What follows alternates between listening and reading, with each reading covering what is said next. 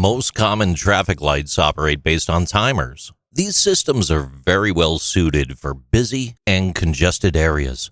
The traffic light will cycle equally between red, yellow, and green in an equal manner.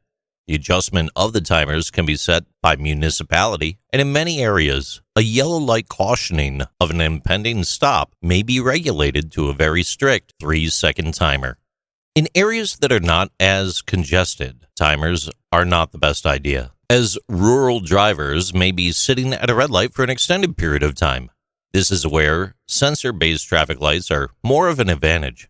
The actual sensors used can vary greatly per location, but the premise is still the same. Vehicles pull up and the sensor is triggered. The light then changes. These sensors could be lasers, rubber hoses filled with air, video cameras, or inductive loops. Inductive loops are very popular. The wires will be laid into the asphalt and there's a magnetic attraction between the loop and your vehicle, which sends a signal to the control box. Once triggered, timers go into effect and the light begins to sequence towards a change.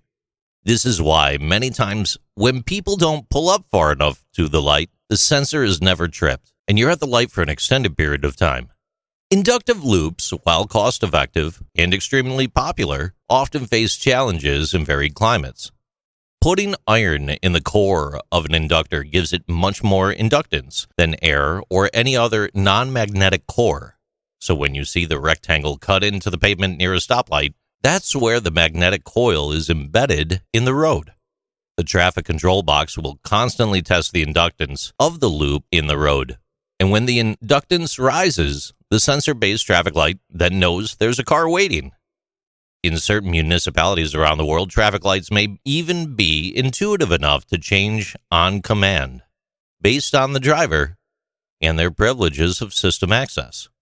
In other instances, lights may be triggered when flashed with light, much like what we see from an ambulance, fire truck, or other emergency vehicle.